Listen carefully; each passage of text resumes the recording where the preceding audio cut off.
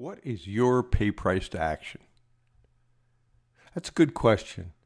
Long time ago, 26 years plus, I remember Dan Peña saying to me, what is the pay price to action you're willing to pay for the success you think you want?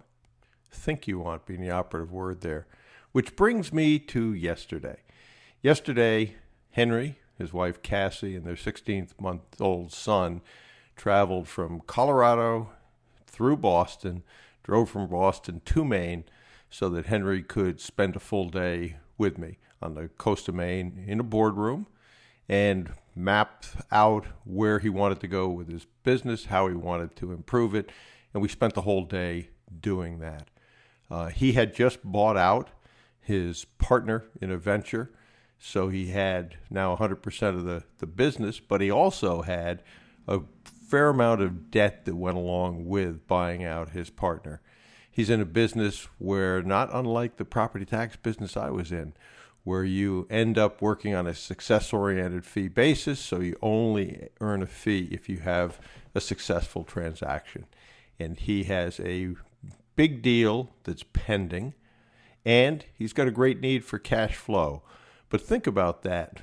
And oftentimes, every business will have situations where they go through peaks and valleys. Cash flow is no different.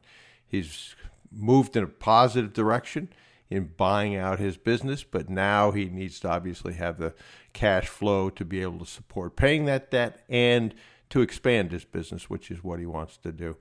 I was impressed, given all those situations, which would stop an awful lot of people. They would think, well, it's too far to go to Maine. I've got a 16-month-old baby. Don't really want to do that. Cash flow is a little tight right now, so I don't want to spend the expense to go to Maine and pay Bruce for a day and fly my whole family out there, et cetera, et cetera, et cetera. But he did, and that's much to his credit. And one of the things we talked a lot about was mindset. And when I looked at what his current business is doing, he has a situation that, for me, is just incredibly powerful. And he's in a sector of real estate, and he works for clients that purchase those pieces of property and or businesses that he ends up finding, and works on behalf of some very, very substantial investors that purchase these properties. And he's done hundreds of deals. But the stat he mentioned that absolutely blew me away was, of those deals that get to a purchase and sale agreement, he has closed 100% of them. Never had one that didn't close. That to me is amazing. And that is, when you're looking for a unique selling proposition, that's it for him. Never had a failure on deals that went to a purchase and sale agreement.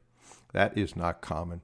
But when we talked about mindset, we spent an awful lot of time talking about how you keep your mind on what you want and off what you don't want. And people think that positive people are positive all the time. It's just the way they're built. Well, that's not true. And Napoleon Hill said it well, that negative thoughts are like weeds in a garden. They just pop into your head. The good news is you control what you think about. So you pull that weed out, get rid of that negative thought, and replace it with a positive thought.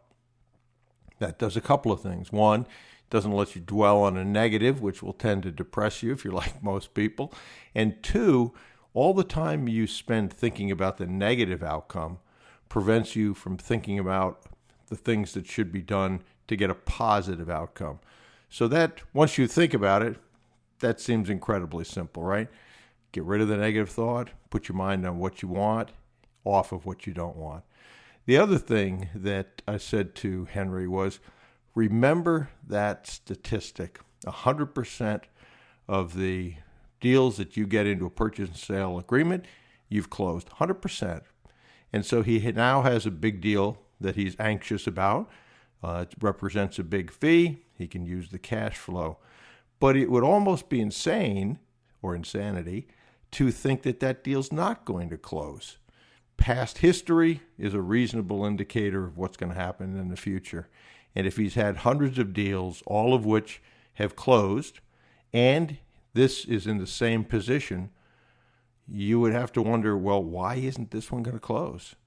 History would tell me that if I continue to do what I did before, continue to keep my eye on the ball, move the ball up the field, that the odds are, if we're a betting man, that this deal will close as well. So yes, think about how you can move the ball up the field every day.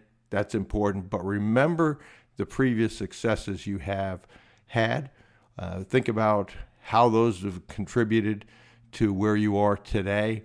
And again, if you have that kind of a track record, it's a great thing to dwell on, to remind yourself that, hey, I've done this before, I can do it again.